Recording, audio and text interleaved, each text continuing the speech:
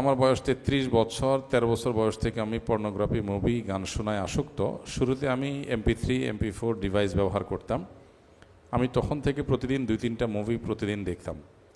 এরপর সব কিছু ছিল বন্ধুর পাল্লায় পড়ে, সব কিছুই ছিল বন্ধুর পাল্লায় পড়ে সিনেমা হলে যাওয়ার মাধ্যমে। এখন অনলাইনে 10-12 ঘন্টা সময় গান, রিলস, মুভি দেখে নষ্ট করি। অসংখ্যবার তওবা করেছি, কিন্তু বারবার তা ভঙ্গ করে দ্বিগুণ আকারে এসব কাজ আবার শুরু করি। আমি দিনের পথে ফিরতে চাই। আমি এবং আমার পরিবার অর্থনৈতিকভাবে বিধ্বস্ত। আমার করণীয় কি? আল্লাহ তাআলা হেফাজত করুন। শয়তানের নিয়ন্ত্রণে যদি কোনো মানুষ চলে যায়, তাহলে সেক্ষেত্রে আল্লাহর আশ্রয় চাওয়া দরকার খুব জোরে সোরে। আল্লাহ ছাড়া কেউই আসলে পরিপূর্ণভাবে পানাহ দিতে পারবেন না, আশ্রয় দিতে পারবেন না। সেজন্য বেশি বেশি আমাদের দোয়া করা দরকার। আল্লাহুম্মা ইন্নী আউযু বিকা মিন হামাযাতিশ শায়াতিন ওয়া আউযু বিকা রব্বি আন ইয়াহযুরুন, অথবা আউযু বিল্লাহি মিনাশ শাইতানির রাজীম। এটাই বেশি বেশি করে আল্লাহর কাছে পড়া দরকার। অর্থ সহকারে বুঝে বুঝে আল্লাহর কাছে শয়তান থেকে আশ্রয় চাওয়া দরকার।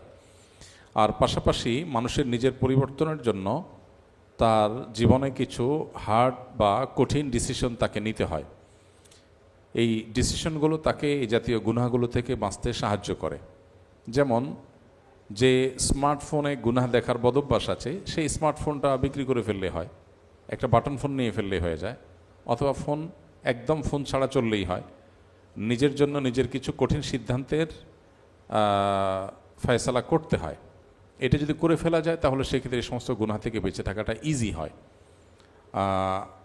যদি মনে হয় যে বিশেষ কোনো সঙ্গী সাথীর কারণে হয়, তাহলে সেই সঙ্গী সাথীকে নিজের জীবন থেকে ডিলিট করে দিতে হবে। তাদের নাম্বার ফেলে দিয়ে, তাদেরকে ব্লক লিস্টে ফেলে দিয়ে, যে কোনোভাবে। গুনাহের জন্য, গুনাহ থেকে বাঁচার জন্য কিছু স্যাক্রিফাইস লাগে। বিশেষ করে মানুষ যখন আসক্তির লেভেলে চলে যায়, একজন ড্রাগ এডিক্টেড মানুষকে যেরকম একটা বিশেষ পরিবেশে এনে তার উপরে প্রেশার ক্রিয়েট করে তাকে যেরকম তার অভ্যাসটা ছাড়ানো হয়, ঠিক একইভাবে বিভিন্ন গুনাহে যারা আমরা আসক্ত হয়ে গেছি, আমাদের নিজেদের পরিবর্তনের জন্য কিছু অ্যাকশন প্ল্যান নিজেদের প্রতি নিজেদের নিতে হয়। আত্মশাসন যেটাকে বলা যায়।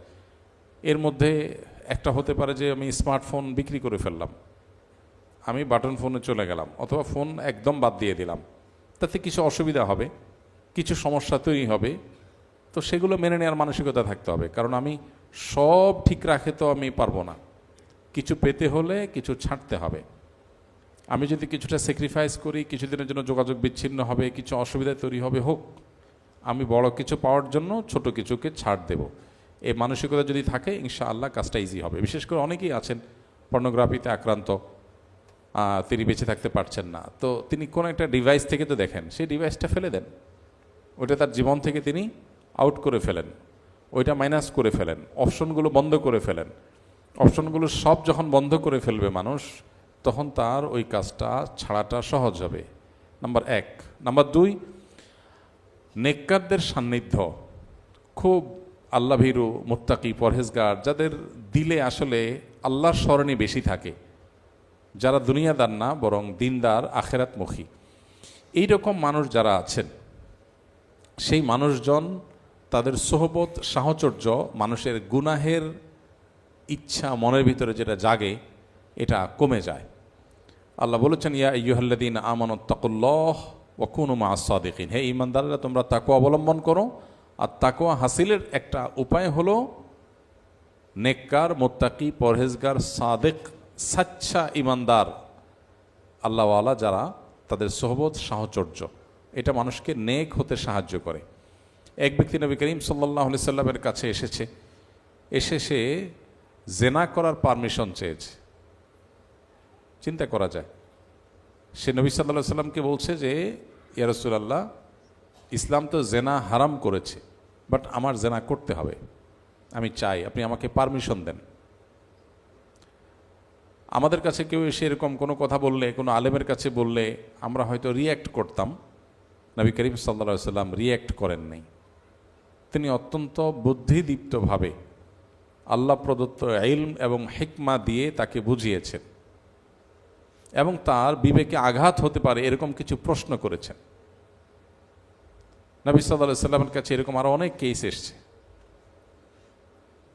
অনেক কেস আসছে যারা জেনা করে এসেছে, অথবা জীবন জীবনে কোনো অন্যায় বা পাপের পথে সে পা বাড়িয়ে ফেলেছে। নবীজি প্রশ্ন রেখেছেন যে তুমি যার সাথে জেনা করবে, তুমি কি চাও যে তোমার মায়ের সাথে কেউ জেনা করে? বলে না না ইয়া রাসূলুল্লাহ, প্রশ্নই ওঠে না, এটা আমি কোনোদিন সহ্য করব না। তোমার বোনের সাথে কেউ জেনা করে, তুমি সহ্য করবে? বলে না ইয়া রাসূলুল্লাহ, আমি সহ্য করব না। তোমার স্ত্রীর সাথে? বলে না, মেয়ের সাথে ওর অসম্ভব। তখন নবী করিম সাল্লাল্লাহু আলাইহি ওয়াসাল্লাম বলেছেন, তুমি যে জেনা করতে চাচ্ছ সেই মেয়েটা কারোর মা, কারোর বোন, কারোর স্ত্রী, কারোর মেয়ে, তো কিভাবে তুমি সেটা করতে পারো? নবী করিম সাল্লাল্লাহু আলাইহি ওয়াসাল্লামের এই মোটিভেশন। আর এর চেয়ে বড় কথা হলো, একটু আগে যে জেনা করার পারমিশন চেয়ে এসেছিল, নবী সাল্লাল্লাহু আলাইহি ওয়াসাল্লামের সামান্য সময়ের সোহবত এবং সাহচর্যে তার জেনা করবার আগ্রহটাই অন্তর থেকে হারিয়ে গেছে। তো এখান থেকে বোঝা যায় আল্লাহর নেককার বান্দাদের সাহচর্যে থাকলে গুনাহ করার যে অন্তরে খারাপ ইচ্ছা থাকে এটা দূর হয়ে যায়।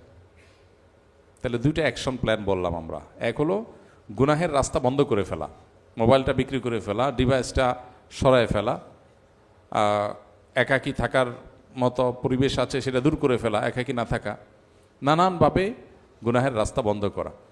বিশেষ করে জেনা এবং এই জাতীয় গুনাহের ব্যাপারে আল্লাহ তাআলা নির্দেশনা হলো ওয়ালা তাকরাবুজ জেনা, জেনার কাছেও যেও না, কাছেও যেও না আল্লাহ বলেছেন।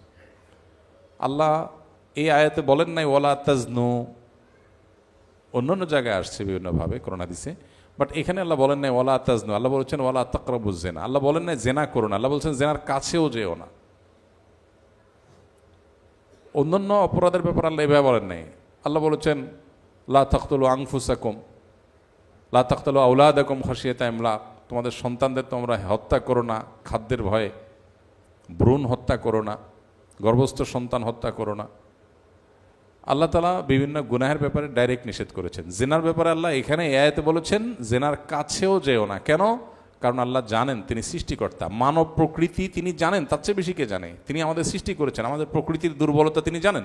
এই জন্য তিনি বলেছেন জেনার কাছেও যেও না, কাছে গেলে তুমি আর রিটার্ন আসা কঠিন হয়ে যাবে।